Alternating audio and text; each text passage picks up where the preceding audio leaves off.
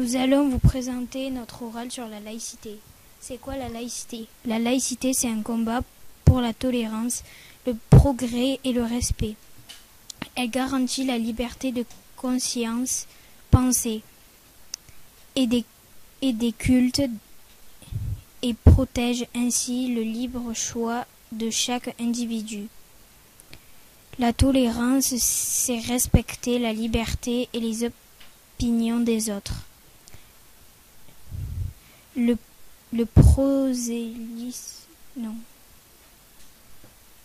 prosélytisme, c'est la volonté d'imposer ses idées aux autres. Et la liberté de conscience, c'est le droit de choisir librement une religion, d'en changer ou de ne pas en avoir. Une école est un État devenu laïque. Je vais vous présenter les 3 étapes de la laïcité. La loi de Jules Ferry du 28 mars 1882 porte l'organisation de l'enseignement.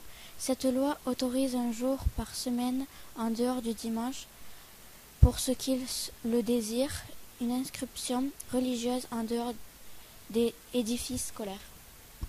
La loi du 9 décembre 1905 concerne la séparation entre l'Église et l'État. Et la loi du 15 mars 2004 interdit le port de signes ou de tenues voyantes appartenant à la religion dans un établissement scolaire.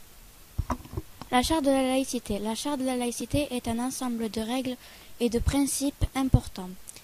Elle est affichée dans tout l'établissement, dans nos carnets, au CEF et dans les salles de cours. Il faut qu'elle soit visible de n'importe quel endroit. Je vais vous expliquer 2 articles de la charte. L'article numéro 3, la laïcité garantit à tous la liberté de penser. Chacun est libre de croire ou de ne pas croire. Elle permet la libre expression et de ses idées dans les limites des lois. L'article numéro 11. Les adultes ont un devoir strict de ne pas exprimer leur opinion. Ils ne doivent pas manifester leurs idées politiques ou religieuses dans l'exercice de leurs fonctions. Comment représenter la laïcité? Je vais vous présenter l'arbre de la laïcité. Les racines représentent le passé.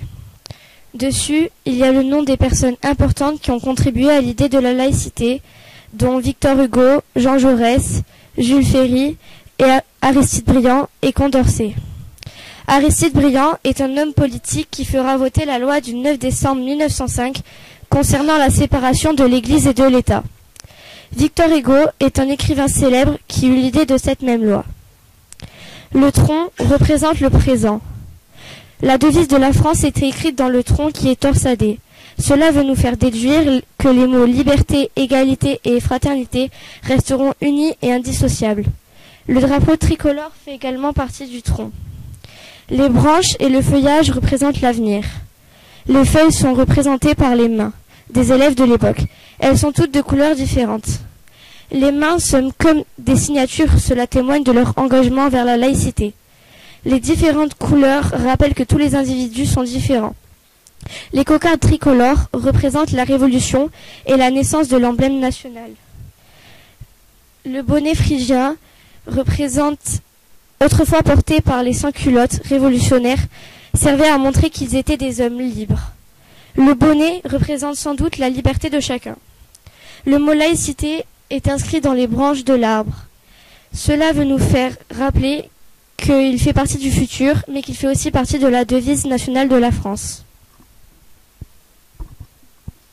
Conclusion.